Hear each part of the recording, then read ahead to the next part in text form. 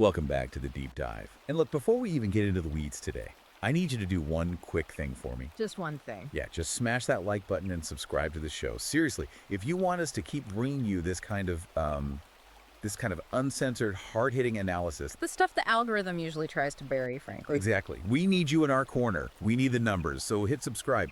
Because today, we are unpacking something that might honestly make you rethink everything you know about health, masculinity, and really the systems we live in. It's a big one today. It is. We are diving into Overcoming Parkinson's, Exercise, Cannabis, and Fun by Conrad Reicher. And let's be clear right off the bat here. The title is, it's a bit of a Trojan horse. Oh, completely. You see exercise, cannabis, and fun, and you might think, okay, this is some lighthearted wellness guide. Or maybe like a pamphlet you'd find in a rheumatologist's waiting room next to a magazine from, 2018. Right. It is absolutely not that. No, not at all. I mean, Reicher makes it very clear in the first few pages. This is a manifesto, and specifically a manifesto for the manosphere. Yeah, he is targeting a very specific demographic. Exactly. He's writing for men's rights activists, for red-pilled manosphere men who feel like modern institutions, whether it's medicine, the media, gym culture, have just been completely captured. Captured by feminist and Marxist ideologies. That's his core argument. He wants the reader to understand the history of our institutions before that capture happened. Yeah, he actually calls this book a weapon. So if you're looking for a soft, gentle approach to illness, this isn't it. But if you're ready to get red-pilled on the medical industrial complex, you need to go to Amazon Kindle or Google Play Books right now and buy this book. It is an ultra-long, incredibly incisive read. Fascinating, really, regardless of where you stand politically. Oh, for sure. We're only going to scratch the surface today, so you really do need to go buy it on Kindle or Google Play. But let's get into the core premise, because it reframes the entire experience of disease. It really does. Reicher argues that Parkinson's isn't just a condition to be managed. He calls it a biological betrayal. A war declaration. Yes, a war declaration.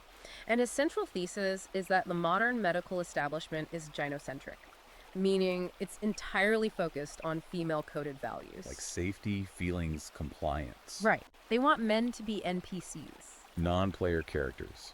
Just, passive patients who take their pills, smile, and fade away. And Reicher says absolutely not. He says you need to be an operator, not a patient. You either surrender to the patient label or you fight back with what he calls ancient truths of masculinity. So let's get into the first major battlefield he identifies, which is the diagnosis itself. Because usually when you get a diagnosis, the doctor sits you down, uses a very soft voice, and says, okay, your dopamine levels are dropping.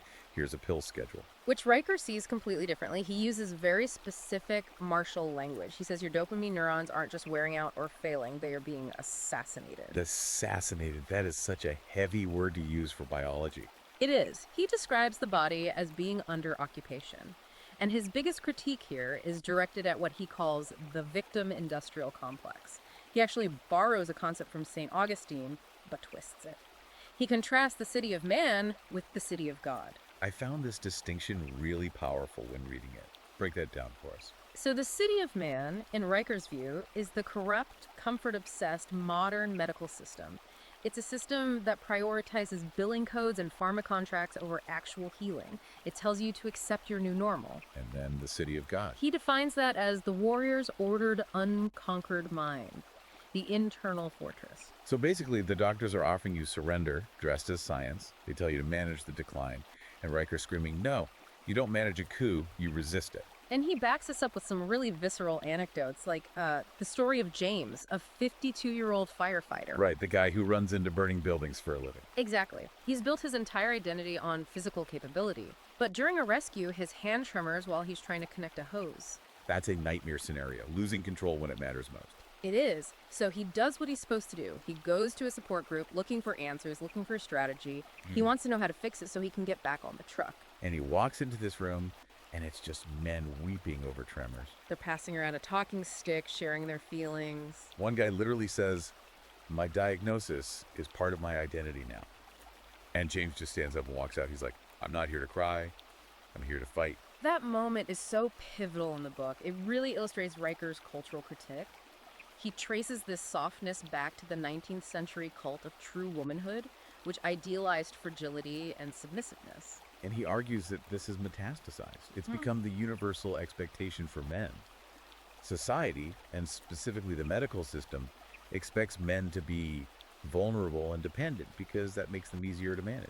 It's the Oprahfication of medicine, as he puts it. Riker says your neurons don't care if you feel seen. They care about load, stress, and adaptation. It's Newtonian physics, not therapy. Which leads us directly into his protocol for fighting back. Section 2. Movement as warfare. This is where he really separates his philosophy from the mainstream. You see that hashtag everywhere, right? Exercise is medicine. Everywhere. Riker thinks exercise as medicine is too soft. He prefers movement is warfare. He outlines a very strict regimen called the Praxo Weekly Movement Matrix. And it is intense. It's 3 times aerobic, 2 times resistance, coordination drills. It's not a suggestion, it's a command. Right. And he contrasts this with the typical advice given to Parkinson's patients, which is often just take it easy or do some gentle stretching.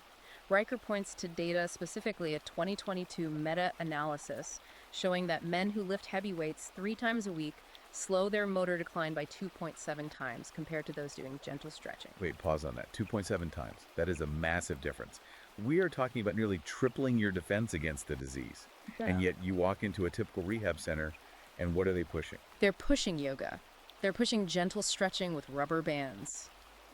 Riker views yoga as ineffective and feminized in this context. He argues it's performative. Whereas he sees deadlifts as absolutely necessary for neuroprotection. Yes. He shares an anecdote about a rock-steady boxing gym in Cleveland. A man there says, "We aren't here to slow the disease, we're here to beat it back." It's a completely different psychological frame. It's the difference between playing defense and playing offense. And then there's the No Talk, Just Train group in Austin. I found this part hilarious, but also inspiring. It's a group of guys who literally banned feeling sharing. Completely strict. No talking about your day, no talking about your trauma, no how are you feeling. Just 45 minutes of high-intensity resistance circuits. And the results speak for themselves. They had members deadlifting 185 pounds. One guy actually reversed his micrographia. That's the symptom where your handwriting gets tiny and cramped. Right. After 6 months of heavy lifting and no talking, his handwriting got bigger again. Because he was rewiring his brain through force, not through processing his emotions. Riker says the medical establishment is terrified of demanding discipline from men because it might offend them or seem toxic, but men don't need coddling. They need a mission. Which connects to the other major tool in Riker's arsenal. And this is perhaps the most controversial part of the book, cannabis. But he frames it specifically as cannabis versus big pharma. Yeah. Chapter 5, The Forbidden Remedy. Now, knowing Riker's demographic, this isn't about getting high and watching cartoons on the couch. Not at all. He positions cannabis, specifically full-spectrum CBD and low-dose THC, as a tactical tool. And he argues that the pharmaceutical industry, companies like Pfizer and AbbVie, are actively lobbying against cannabis while pushing their own dopamine agonists. This is where it gets really dark. We need to talk about the side effects of these legal doctor-prescribed drugs. Riker calls out the dark side of agonists. It's a known medical fact, but it is rarely discussed in the brochures. Dopamine agonists can cause severe impulse control disorders. Riker tells the story of a finance director in Atlanta. Successful guy, family man. He ended up blowing $87,000 on internet porn subscriptions. $87,000. That is insane. That destroys a life just as effectively as the disease does. And the tragedy is he didn't want to do it. His brain was hijacked by the pharmaceutical that was supposed to help him. Agonists flood the brain with a constant reward signal, which just breaks the feedback loop. He lost his marriage, savings, his dignity. And Riker contrasts this with cannabis. He argues that cannabis modulates the system rather than hijacking it.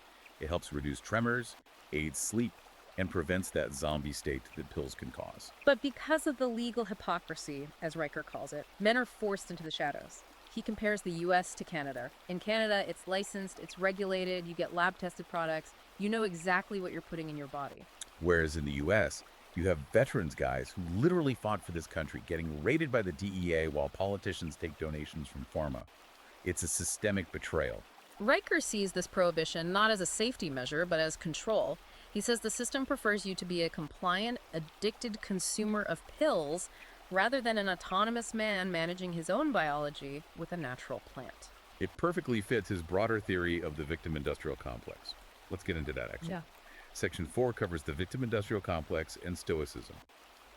Chapter 7 is titled, How Leftism Kills Resilience. That is a heavy title. It is, and he doesn't pull any punches as an author. He argues that the political left profits from labeling people as victims. If you are a victim, you need the state, you need the system, you need help, you are dependent. But if you are resilient, you are independent. Therefore, the institutions have a vested interest in convincing you that you were fragile. He shares a story about a VA hospital in Portland that tried to roll out emotional literacy circles for veterans with Parkinson's. Can you imagine taking a bunch of guys who fought in Fallujah or Ramadi and telling them to sit in a circle and name their feelings? It went about as well as you'd expect. 18 months later, 68% of the participants had quit. They said they felt like lab rats being prodded to perform emotional contortions. One Marine told Riker, "I fought in Fallujah. I've seen things most people can't imagine. Now they want me to cry about my tremor." Riker calls this ideological colonization. He says they are trying to colonize the male mind with a foreign operating system. So what's the alternative then? If we aren't doing emotional literacy circles, what should we be doing? Riker points to Stoicism, but not the Instagram version of Stoicism. Right, not the life hack version used to be more productive at your email job. He's talking about Stoicism as operational combat doctrine. He cites Marcus Aurelius and Cato. He points to Viktor Frankl and Muhammad Ali as examples of men who refuse to let illness define their identity. Ali stood before millions, shaking, but he commanded respect because he had earned it. He wasn't a patient, he was Ali. Exactly. And Riker contrasts this with a story about a college student who was triggered by reading Kafka's The Metamorphosis. She felt unsafe reading about a guy who turns into a bug. Which is wild because Riker points out Gregor Samsa turns into a giant insect and still goes to work to support his family. That's not a horror story about feeling unsafe. That's the reality for working class men. It's a complete rejection of the modern obsession with safety. Riker argues that the working class man, the guy who works through pain, who doesn't have time to be triggered, is actually the model of health we need to return to. Speaking of health, we have to touch on the physical side of this rebellion. Section 5 covers diet, biology, and what he calls the brotherhood. The nutrition advice is straightforward but rigorous. He advocates for the mind diet, but with a masculine edge. Beef liver, wild salmon, blueberries. And fasting, right, the 16.8 window. Yes. And he points out the absolute absurdity of the insurance system here. Medicare won't cover broccoli because there's no billing code for it, but they'll gladly pay for thousands of dollars in brain surgery. It's always about the incentives. But the part that really stuck with me was the Brotherhood chapter. He presents data showing that men in mixed gender support groups actually score 34% higher on helplessness scales. That is a startling statistic. Riker argues that in mixed groups, men feel pressure to perform vulnerability to please the female facilitators or participants. They essentially code switch into victim mode. But in male-only groups, what he calls the Iron Lions, testosterone levels actually rise. That was from a 2016 Harvard study he cites. And he describes a ritual they do in these groups called the no-talk drill. I love this. 2 men, one carries the other. Fireman's carry, bear hug, whatever. No speaking, no encouragement, just carrying the load. It's bonding through shared load, not shared feelings. Riker says, "I've never felt closer to my spotter than when he had me over his shoulder, silent." It's a return to a primal, pre-verbal form of connection that modern therapy completely ignores. Men bond side by side, facing a common challenge, not face-to-face talking about emotions. And this extends beyond just the gym. Riker talks about the Testament imperative. This isn't just about leaving money to your kids. No, it's about leaving a legacy of order. He advises drafting a will with moral clauses. For example, a grandson only inherits the land if he gets an agricultural degree and lives on the property for 5 years. Riker says strong men leave institutions and systems, not just bank accounts. If you don't write your values into your legacy, the state, which has no values or values you actively despise, becomes your heir. That is such a powerful concept. You're not just fighting the disease in your body, you're fighting the entropy of your entire lineage. Precisely. And that brings us to the ultimate message of the book, the Parkinson's paradox.